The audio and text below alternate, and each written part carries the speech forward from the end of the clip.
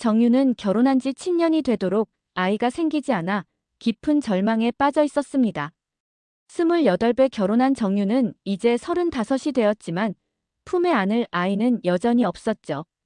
남편 태준과 함께 수많은 병원을 전전하며 온갖 검사와 시술을 받았지만 결과는 매번 실망뿐이었습니다. 이번에도 안 됐네. 정유는 또 다른 실패 소식을 듣고 병원 복도에서 무너져 내렸습니다. 태준은 정윤의 어깨를 감싸며 괜찮다. 다음에 또 시도해보자고 위로했지만 정윤의 마음속 상처는 깊어만 갔죠. 주변에서는 아직 젊으니까 괜찮다며 위로했지만 정윤에게는 하루하루가 고통의 연속이었습니다. 그러던 어느 날 정윤의 친동생 서영이 조심스럽게 제안을 꺼냈습니다. 언니, 내가 대신 아이를 낳아줄게. 서영은 진지한 표정으로 말했습니다. 언니는 몸이 아프니까. 내가 대리모가 되어줄 수 있어. 서영의 갑작스러운 제안에 정유는 깜짝 놀랐습니다. 서영아, 그게 무슨 소리야? 너는 아직 결혼도 안 했잖아. 정유는 당황했습니다. 하지만 서영은 확고했습니다. 언니를 위해서라면 뭐든지 할 수 있어. 우리는 자매잖아. 서영의 눈에는 정윤을 향한 진심 어린 사랑이 보였죠. 하지만 정윤이 모르는 비밀이 있었습니다. 서영은 이미 몇 달 전부터 태준과 은밀한 만남을 가지고 있었던 것입니다. 처음에는 정윤의 상담을 위해 만났던 것이 어느새 둘만의 시간으로 바뀌어 갔죠. 태준은 아이가 생기지 않는 스트레스로 지쳐 있었고 서영은 그런 태준을 위로한다는 명목으로 가까워졌습니다. 정윤이가 너무 힘들어해서. 태준은 서영에게 털어놓곤 했습니다. 나도 어떻게 해야 할지 모르겠어. 서영은 형부, 제가 도와드릴게요라며 태준의 손을 잡았죠. 그 순간부터 두 사람 사이에는 묘한 감정이 싹트기 시작했습니다. 서영의 대리 임신 제안은 사실 치밀하게 계산된 것이었습니다. 의료진을 통한 정상적인 시술이 아닌 태준과의 관계를 통해 임신하겠다는 것이 서영의 진짜 계획이었죠. 정유는 이런 사실을 전혀 몰랐고 서영의 순수한 희생 정신으로만 받아들였습니다. 서영의 임신 소식이 들려온 것은 제안을 받아들인 지 2달 후였습니다. 정유는 기쁨과 감사함에 눈물을 흘렸죠. 서영아, 정말 고마워. 언니가 평생 잊지 않을게. 하지만 서영의 표정에는 복잡한 감정이 스쳐 지나갔습니다. 죄책감과 만족감이 뒤섞인 미묘한 미소였죠. 임신 기간 동안 정유는 서영을 극진히 돌봤습니다. 매일 영양가 있는 음식을 해다주고 병원 검진에도 함께 따라갔죠. 내 아기를 낳아주는 건데 당연히 잘해줘야지. 정윤의 정성은 각별했습니다. 반면 태주는 서영을 볼 때마다 어색해했지만 정윤은 그저 남편이 동생을 챙겨주는 것으로만 생각했습니다. 10달 후 서영은 건강한 남자아이를 출산했습니다. 분만실 밖에서 기다리던 정윤과 태주는 아기 울음소리를 들으며 서로를 끌어안았죠. 드디어 우리에게도 아이가 생겼구나. 정윤의 눈물이 멈추지 않았습니다. 태준도 감격해했지만 그의 눈빛에는 정윤과는 다른 종류의 감정이 담겨 있었습니다. 아이를 처음 품에 안은 정윤은 세상을 다 얻은 기분이었습니다. 우리 아들, 정말 예쁘다. 하지만 서영은 아이를 바라보는 정윤의 모습을 지켜보며 가슴 한편이 아팠습니다. 자신이 낳은 아이를 다른 사람에게 넘겨주는 것이 이렇게 힘들 줄은 몰랐거든요. 아이는 하루하루 자라며 점점 아버지인 태준을 닮아갔습니다. 특히 눈매와 입모양이 태준과 판박이었죠. 사람들은 역시 아버지를 닮았네. 태준 씨 어릴 때랑 똑같아라며 연신 감탄했습니다. 정유는 처음에는 기뻐했습니다. 우리 아들이 아빠를 닮아서 다행이야. 하지만 시간이 지날수록 이상한 기분이 들기 시작했습니다. 아이가 너무 태준만 닮고 정윤과는 전혀 닮은 구석이 없었거든요. 대리모가 낳은 아이니까 당연하지라고 생각하려 했지만 마음 한구석에는 묘한 불안감이 자리 잡았습니다. 더욱 이상한 것은 서영과 태준의 관계였습니다. 둘이 함께 있을 때면 묘한 분위기가 흘렀죠. 서영은 아이를 볼 때마다 특별한 애정을 보였고 태준도 서영에게 고마움 이상의 감정을 드러내는 것 같았습니다. 정유는 가족이니까 자연스러운 거겠지라고 넘어갔지만 직감적으로 뭔가 이상하다는 느낌을 떨칠 수 없었습니다. 아이가 돌을 넘기고 나서부터 정윤의 의심은 구체적인 형태를 띠기 시작했습니다. 서영과 태준이 함께 있는 모습을 자주 목격하게 되었거든요. 퇴근길에 우연히 카페에서 마주친 두 사람, 아이를 데리고 공원에 나간 서영을 찾아온 태준의 모습들이 계속 눈에 들어왔습니다. 왜 자꾸 만나는 거지? 정유는 의문을 품기 시작했습니다. 서영에게 물어보면 형부가 아이 걱정을 많이 해서라고 대답했고 태준에게 물어보면 서영이가 힘들어해서 격려해 주려고라고 말했습니다. 그럴듯한 이유들이었지만 정윤의 불안감은 점점 커져만 갔죠. 결정적인 순간은 서영의 휴대폰을 우연히 보게 된 때였습니다.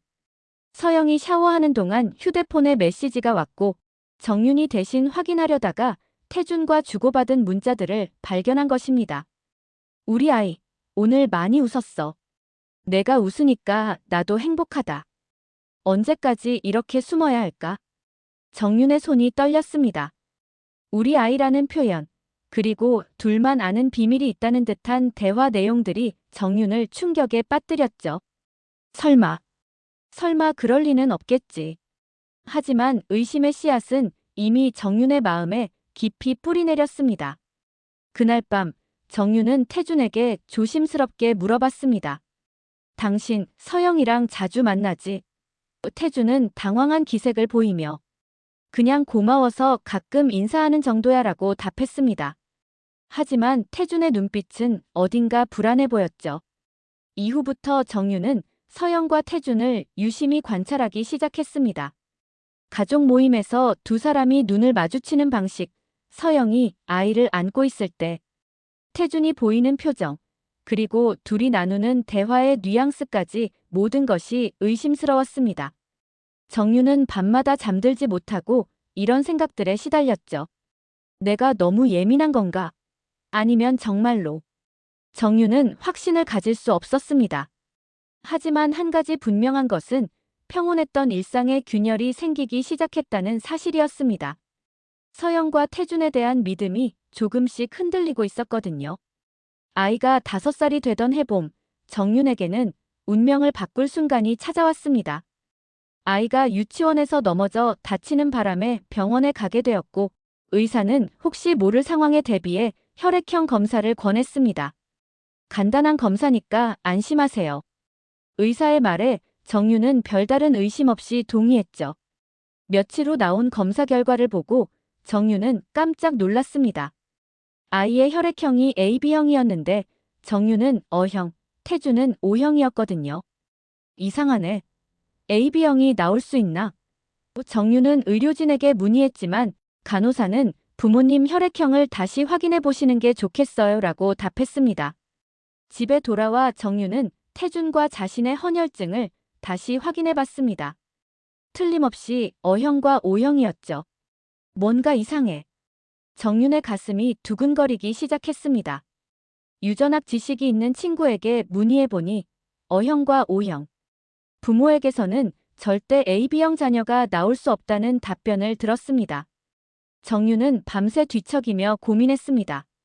설마 병원에서 실수한 건 아닐까? 하지만 마음 한구석에서는 더 끔찍한 가능성이 떠올랐죠. 서영과 태준에 대한 그동안의 의심들이 하나씩 머릿속에 떠올랐습니다. 다음 날 정윤은 몰래 친자 확인 검사를 의뢰했습니다. 마음은 불안했지만 확실한 진실을 알아야겠다고 생각했거든요. 제발 내 생각이 틀렸기를. 정윤은 간절히 기도했습니다. 일주일 후 검사 결과가 나왔습니다. 정윤의 손이 떨렸지만 봉투를 뜯는 순간만큼은 용기를 내야 했죠. 결과지를 펼치는 순간 정윤의 세상이 무너져 내렸습니다. 아이와 정윤 사이에는 혈연 관계가 전혀 없었고 친부는 분명히 태준이라고 나와 있었습니다. 이럴 수가. 정윤은 주저앉고 말았습니다. 지난 5년간 품고 키운 아이가 자신의 친자가 아니라는 충격도 컸지만 더 큰 충격은 남편과 동생이 자신을 속였다는 사실이었죠. 대리 임신이 아니라 진짜로 둘이. 정유는 상상하기도 싫은 진실을 받아들여야 했습니다. 그날 밤 정유는 아무것도 모르는 채 잠들어 있는 아이를 바라봤습니다. 여전히 사랑스럽고 소중한 아이였지만 이제는 복잡한 감정이 밀려왔죠. 이 아이에게는 죄가 없는데.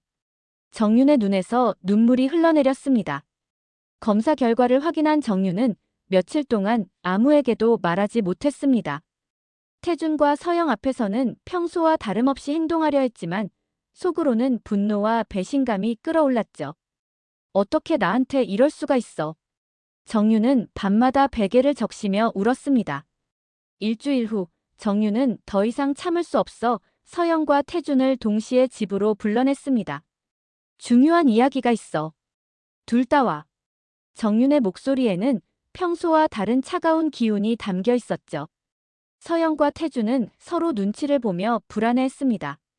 거실에 마주 앉은 세 사람. 정윤은 친자 확인서를 테이블 위에 내려놓았습니다.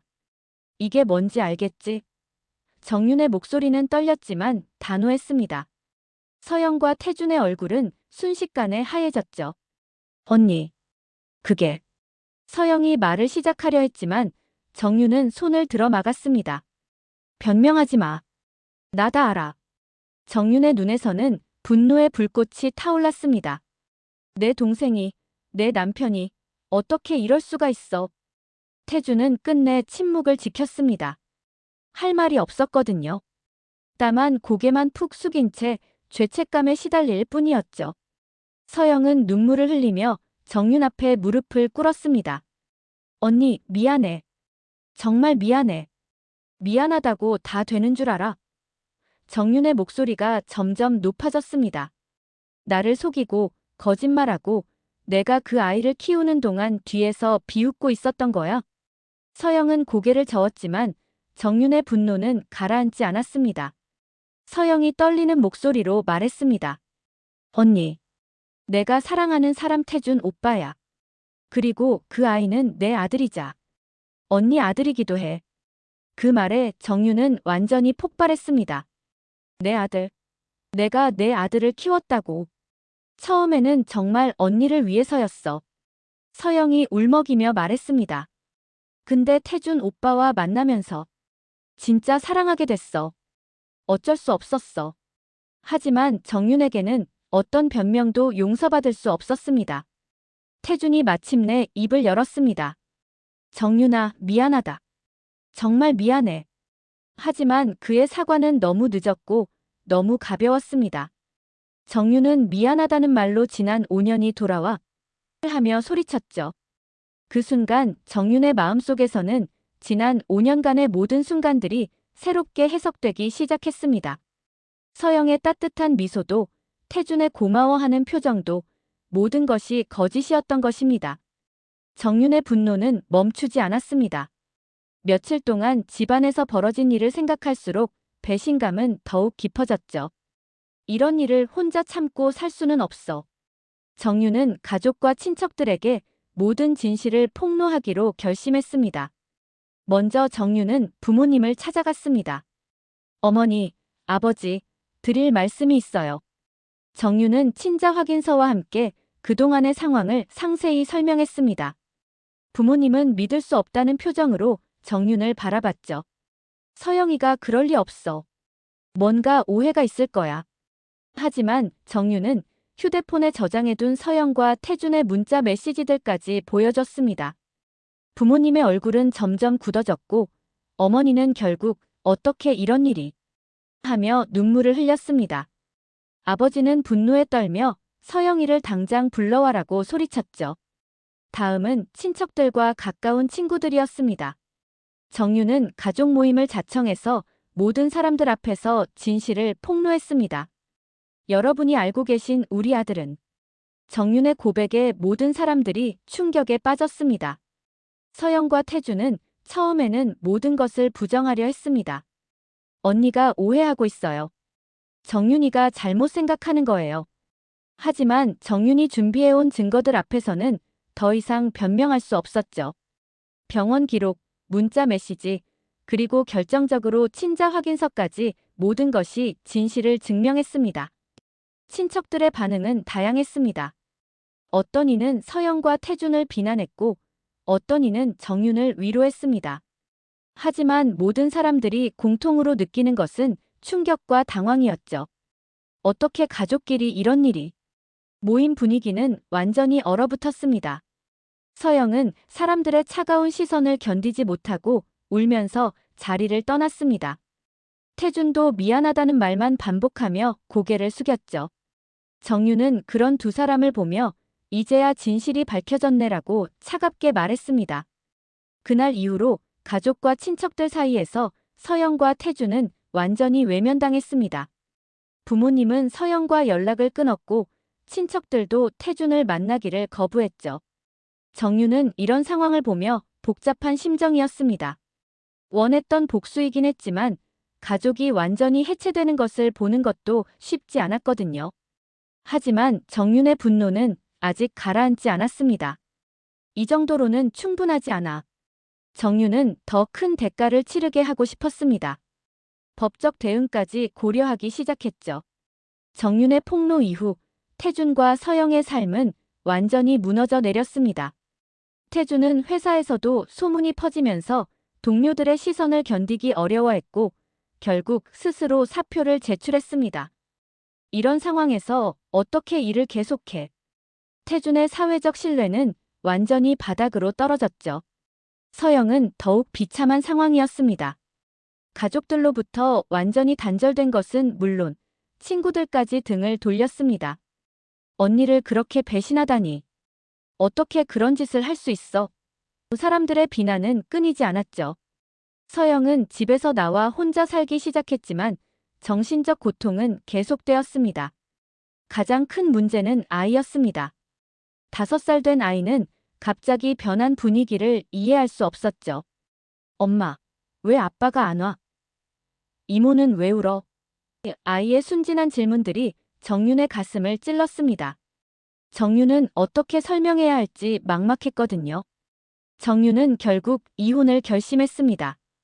더 이상 태준과는 살 수 없어. 변호사를 찾아가 상담을 받았고 이혼 절차를 시작했습니다. 하지만 가장 어려운 문제는 아이의 양육권이었죠. 법적으로는 태준이 친아버지였고 서영이 친어머니였습니다. 제가 5년 동안 키웠는데. 정윤은 변호사에게 호소했지만 법적으로는 불리한 상황이었습니다. 혈연관계가 없는 정윤보다는 친부모가 양육권을 가질 가능성이 높다는 것이 변호사의 설명이었죠. 재판 과정에서 태준과 서영은 아이를 위해서라도 함께 키우자고 제안했지만 정윤은 단호히 거절했습니다. 내가 어떻게 너희들과 같이 살아? 정윤의 마음은 이미 돌이킬 수 없을 만큼 굳어져 있었습니다. 법원에서는 아이의 복리를 최우선으로 고려한다며 임시로 정윤이 양육하도록 했지만 최종 결정은 추후에 내리기로 했습니다. 이 모든 과정에서 아이는 혼란스러워했죠. 엄마, 우리 왜 이렇게 됐어? 아이의 슬픈 눈빛을 보면 정윤도 마음이 아팠습니다. 하지만 정윤은 더 이상 뒤돌아보지 않기로 했습니다. 이 모든 게 다 너희들이 만든 상황이야. 태준과 서영에 대한 원망은 쉽게 사라지지 않았고 용서할 마음도 생기지 않았습니다. 가족이었던 모든 관계가 완전히 파괴된 상황에서 정윤은 새로운 인생을 시작해야 했습니다. 모든 법적 절차가 끝난 후 정윤은 혼자 산부인과 대기실에 앉아 있었습니다. 몇 달 전 이혼이 확정되었고 아이의 양육권은 결국 태준과 서영에게 넘어갔습니다. 법원은 친부모가 함께 양육하는 것이 아이에게 가장 좋다고 판결했죠. 정윤은 그 순간을 떠올리며 여전히 가슴이 아팠습니다.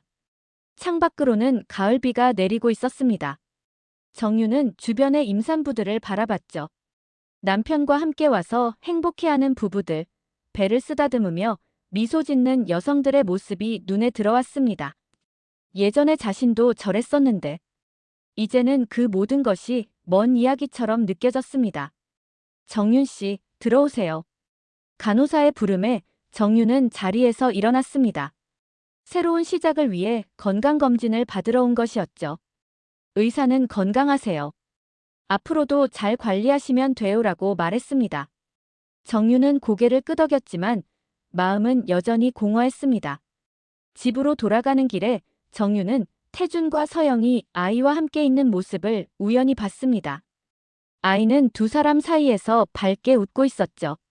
순간 정윤의 가슴이 먹먹해졌지만 발걸음을 멈추지는 않았습니다. 이제 남의 가족이니까. 정윤은 스스로에게 말했습니다. 아파트에 도착해 정윤은 거실에 홀로 앉았습니다. 조용한 집안에는 아이의 웃음소리도 장난감 소리도 들리지 않았죠. 정윤은 창밖을 바라보며 지난 일들을 정리하려 했습니다. 다시는 누구도 믿지 않겠다. 정윤의 목소리는 쓸쓸했지만 단호했습니다. 그날 밤 정윤은 오랜만에 깊은 잠에 들었습니다. 악몽도 없고 눈물도 없는 조용한 잠이었죠. 아침에 일어난 정윤은 거울 속 자신을 바라봤습니다. 많이 야위긴 했지만 눈빛만큼은 예전보다 더 강해져 있었습니다. 창밖에는 새로운 하루가 시작되고 있었습니다. 정윤은 천천히 하루를 준비하며 생각했죠. 이제 정말 나만의 인생을 살아야겠어. 배신과 상처로 얼룩진 과거를 뒤로하고 정윤은 다시 한번 자신만의 길을 걷기 시작했습니다. 비록 혼자였지만 이번에는 누구에게도 속지 않겠다는 굳은 의지가 있었습니다.